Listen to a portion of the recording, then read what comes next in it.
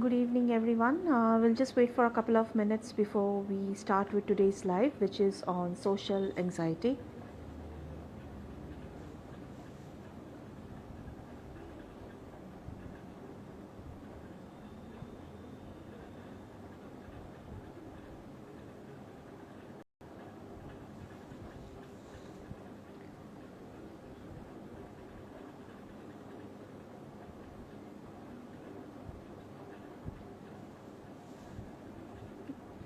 Hello, good evening.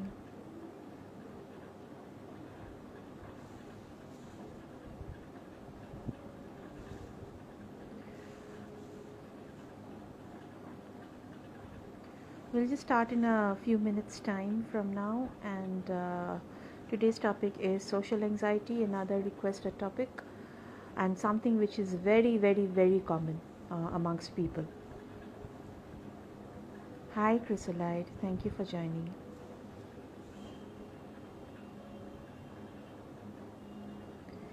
So we'll just wait for 1 or 2 minutes and then we will start with the topic on social anxiety. This was requested for over a long period of time, and this is the month when we are going to talk about social anxiety. The reason is July is the month of International Day of Self Care. So, social anxiety comes as a part of self care process. So, we'll talk about that particular thing in a minute's time from now. In case if you have any questions, anything that you would like to ask with respect to social anxiety as we move on with the session, please feel free to do so. Thank you. Right, it's 3 past 8, so we'll just wait for 2 more minutes and then we will start. In the meantime, let me just ask, because there are a few people who are watching this live right now. Any one of you who have suffered from social anxiety?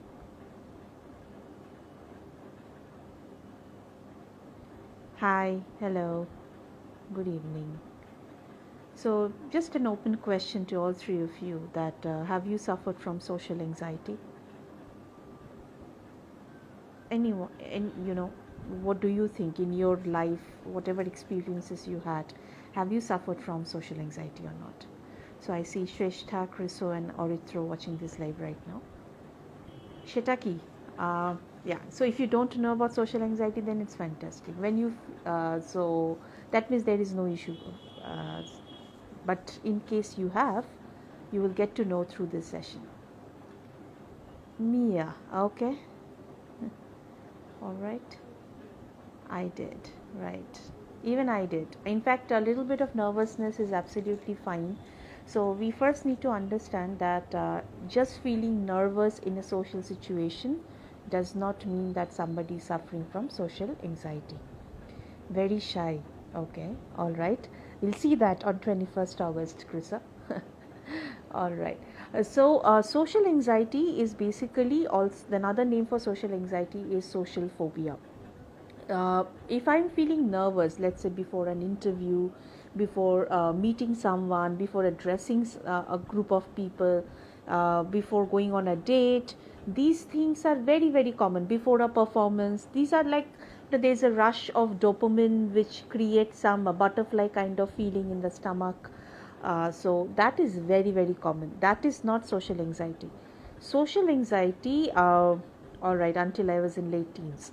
Social anxiety is it is a form of a disorder. It is a form of one of the anxiety disorders where it makes it extremely difficult for the person to attend any social situation, to the extent that they will start avoiding any kind of social situations, including meeting people, going to malls, going for a movie, things like this.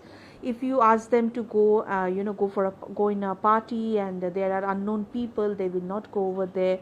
So social anxiety is the anxiety that you feel when you are thrown into a social situation, some social situation, or it might not necessarily be a social situation of a physical situation. Sometimes social anxiety has also been seen in a virtual world too, when people are asked to address a group of people. They can't see, you can't see them, still there is a lot of anxiety that builds in. and that is a part of social anxiety. And today's discussion is primarily to understand that how does it stem in, why does it happen, and what can we do to avoid or to recover from social anxiety. So social anxiety, it, like, as I said, it's very okay, it's extremely okay to feel nervous in social situation. That's fine. But when it goes to an extent when you start avoiding places, avoiding any social place, it can be school, college, it can be any fest, anything for that matter, then it turns to be anxiety, because you start facing the same symptoms as that of social normal anxiety, like palpitation, heartbeat increases, you feel that these cheeks are very warm and it becomes red because there is a rush of blood. Then sometimes you feel dizziness, nauseatic, lightheadedness, you feel the heart is beating very fast, you have pain in your stomach, you feel that indigestion kind of a thing, you need to use the washroom quite a bit, or you probably need to take or do take alcohol, or you need to take any get involved in some kind of an addiction, let's say smoke or alcohol or something. You need some kind of a release mechanism before you can address that. So I've seen a lot of people, before they walk in, they just smoke a little bit and then they walk in, because otherwise they feel a lot of palpitation, they feel they are not confident if they don't take that smoke, or they feel that there is too much of pressure and you really need to use the washroom quite a bit. So these are examples that you have social anxiety, and this has increased in people after COVID situations. So for people, I'm not saying that it was not there before COVID, it was there before COVID, but after COVID, the entire concept of social anxiety has increased manyfold. People have stayed in the virtual world for probably 2 years or more than 2 years, and now their anxiety level has increased if they are asked to address any group of people physically. Hi Chandrani. So there is like this is a problem that many people face. In fact, I know so many people who are suffering from social anxiety. Suddenly you give them a microphone, a little bit of nervousness is okay, but to the extent that their hands will start shaking, they will start shaking, palpitation, exactly how what happens in terms of anxiety in a social situation, that is social anxiety. Now, why does it happen? Why does social anxiety happens? Social anxiety has some incidents related to it. It can be one of the major incident that I found, which is related to social anxiety, is people have been made aware of their weakness multiple times before they walk into the social situation. Let me give an example. Let's say a kid, the kid is not very good with speaking in a particular language. And I have seen the parents continuously telling the kid, you will say the statement like this, make them mug up those statements. You will say like, you will not make any mistakes because our prestige is depending on that. So we are actually putting a lot of effort, we are putting a lot of pressure on that child of how to perform, because their performance is related to the parents' glory. Uh, that is the reflected glory. So this child, when they go, some children are extremely smart nowadays, they can handle, but what happens is many children, even before they face the situation, because of this extra pressure that is coming onto these children, they feel that they are kind of getting subdued, they are kind of getting they feel suppressed and they start fumbling. So the error probably which they would not have made, now they start committing those errors, and these errors are of course followed by parents responding to them in a very negative way. So there is a negative association happening to that event. Again, that is further damaging to the child's confidence, and like this particular thing is continuing. Or there can be other people who have continuously told that you are not good in this, you are not good in this, you are not good in this, and it has got so much inbuilt or ingrained in us that we started believing that, and it has become a part of the personality, and we don't want to get into that avenue because we know we are not good in this. The third reason that has been found for social anxiety is bullying. if the child has been bullied in schools or colleges, or any kind of abuse, it can be mental abuse, it can be sexual abuse, any kind of abuse, these children tend to suffer from social situations. So not only children, even adults. So let's say you go to a college, and then you have to face ragging, and then there is a humiliation, a public humiliation that has happened, that can happen in any age. So you might be extremely confident, but after that public humiliation, suddenly you feel that you will be judged, you will be scrutinized. So these two words, that judged and scrutinized, these are the primary foundation, or these are the foundational reason why people suffer from social anxiety. Now this judge and scrutinize, these two words are either self picked up by the child or by the person, through based on their results, based on what they have gone through, or these people are facing it because of the added pressure or the situations they have faced, and this continues to build in. I have known people who are watching this live also. I won't name the person or the people. These people, uh, they were continuous. They were told that they are not good in this. They can't speak in proper English, or they cannot address a group. The entire group of people. They are good in one thing, but they are not good in other things. Now that has broken the confidence.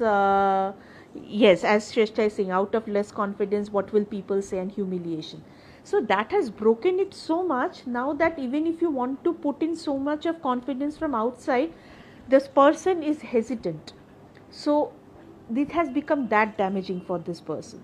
Now I know that this person has recovered a lot, but had that situation have not been created for the person, this social anxiety would not have stemmed in for her or him, for that matter. So that's why I'm trying to say that many people think I don't suffer from social anxiety, but many people actually suffers from social anxiety. They don't even know about it. Suddenly, you ask them to talk, they will feel nervous, that's a different thing. But they start avoiding to the extent that, they feel they can't do it, they can't perform. I can't go on trip alone because I have been told I have to be dependent on someone. So you're able to understand. So it is not only about not able to perform, it is also about remembering that what I have been told, how I have been brought up, what are the value systems that have been put into me, that I said that no, I can't go beyond this, I can't go beyond the conventions of the society. That creates anxiety in the person, and that damages the value system of the person. So these people, what they do is, let's say they have to attend a social situation, they will start replaying that situation multiple times in a day for at least 1 week, 2 weeks, 3 weeks, and as the day progresses, they start feeling even more jittery. They start feeling that no, I can't go, I can't do that, I can't do that, because they're constantly reliving the past experience, the past anxiety over and over and over again. And that is exactly how social anxiety, the people suffering from social anxiety, they stop attending those events.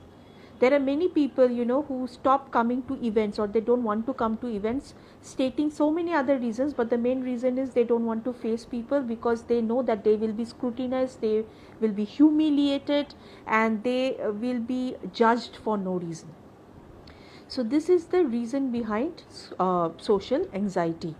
And they are okay to miss out on opportunities, they are okay to miss out on many things in their life, but they just don't want to go over there.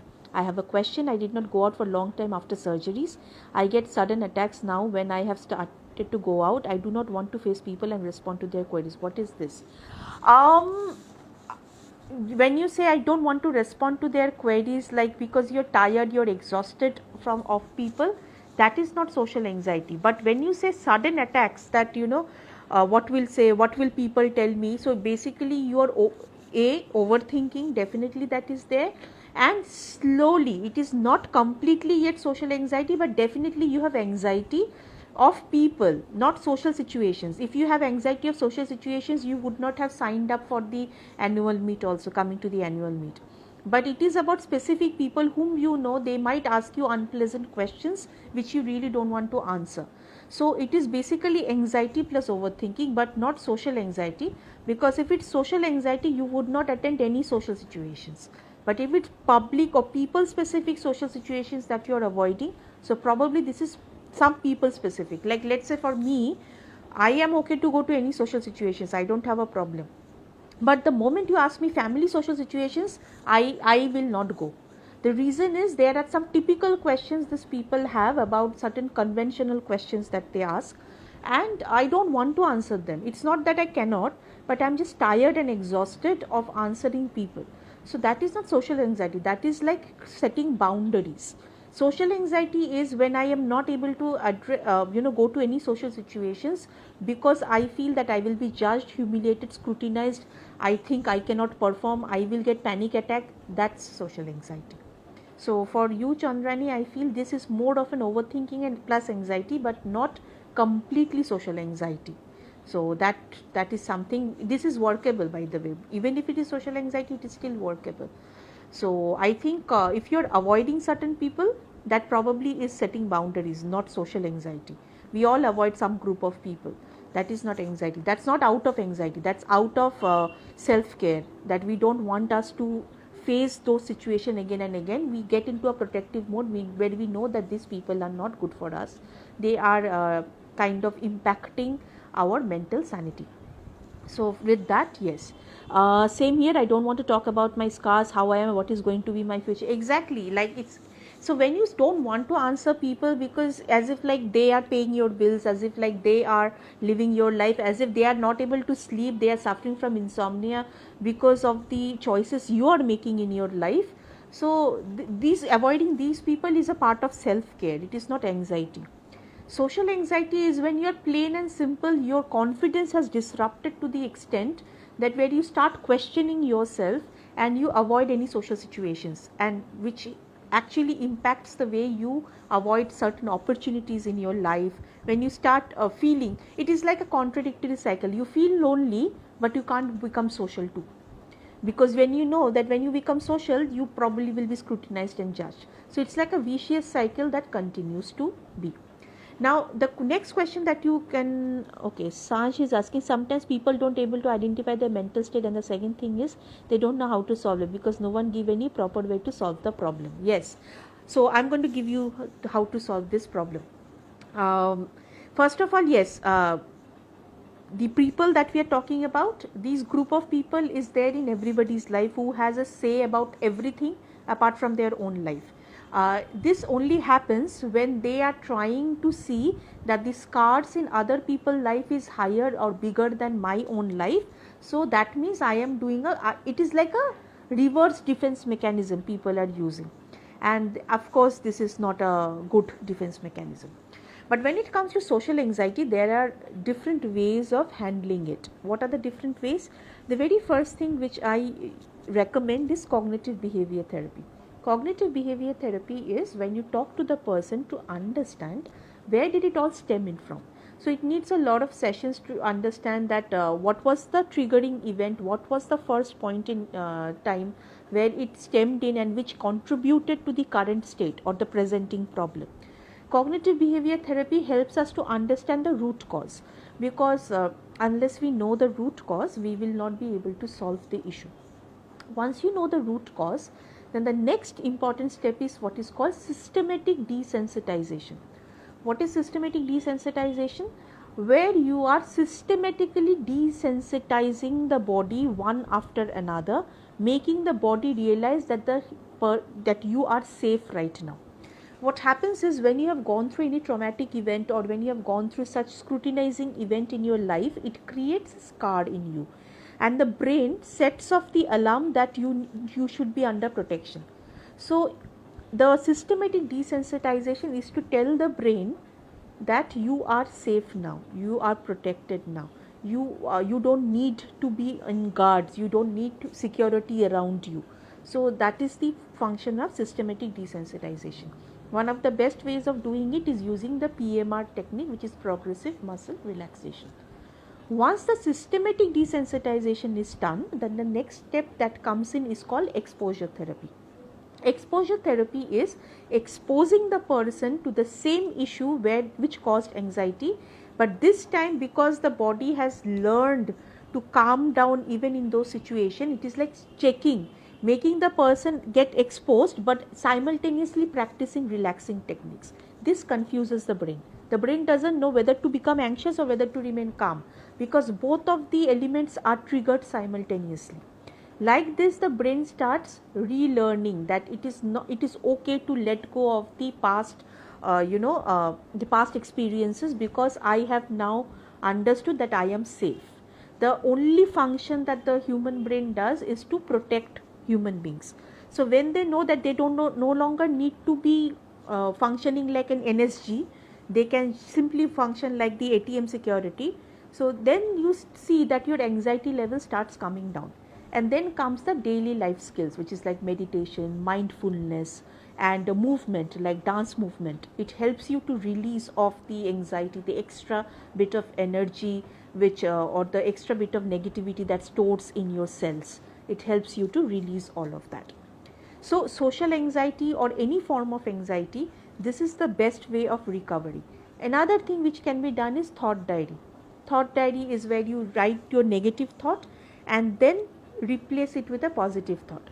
But any one technique would not work. It needs a proper chain of techniques or holistic approach to handle social anxiety.